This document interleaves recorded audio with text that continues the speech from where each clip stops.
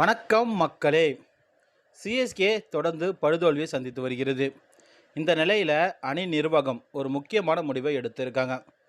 இதற்கு பிறகு தோனி சிஎஸ்கேல விளையாட மாட்டார், அவர் ஓய்வு அறிவிக்க போகிறார் அப்படிங்கிற ஒரு தகவலை நம்ம தெரிவித்திருந்தோம்.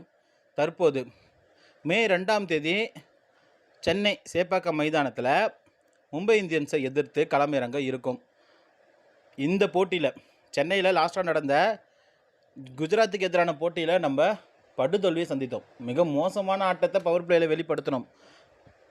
பேட்டிங்கை தொடர்ந்து ருத்ரஜால் திறமையாக செயல்பட முடியல. அதே போல் கேப்டனாகவும் தொடர்ந்து அவரால் செயல்பட முடியல. ஆனால் அவர் கடந்த போட்டியில் பேட்டிங்கில் தன்னுடைய திறமையை நிரூபித்து இருந்தார். அதனால் அவருக்கு கேப்டன் பதவி வேண்டாம், கேப்டனாக இருந்தால் அவரால் தொடர்ந்து அந்த ப்ரெஷரில் விளையாட முடியல.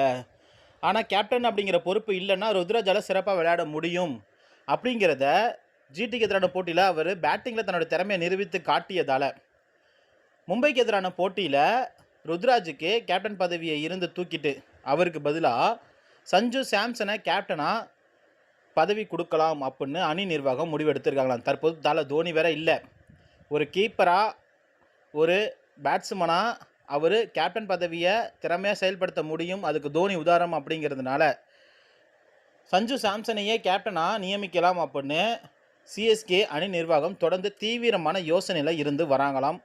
எப்படியும் மும்பைக்கு எதிரான அந்த மே 2ஆம் தேதி நடக்கக்கூடிய ஆட்டத்தில் சஞ்சு சாம்சன் தலைமையில் தான் சிஎஸ்கே அணி களம் இறங்கும் அப்படின்னு எதிர்பார்க்கப்படுகிறது. இது போன்ற கிரிக்கெட் தகவலோடு உடனுக்குடன் தெரிந்து கொள்ள நம்ம சேனலை மறக்காமல் சப்ஸ்கிரைப் பண்ணுங்கள். தேங்க்யூ.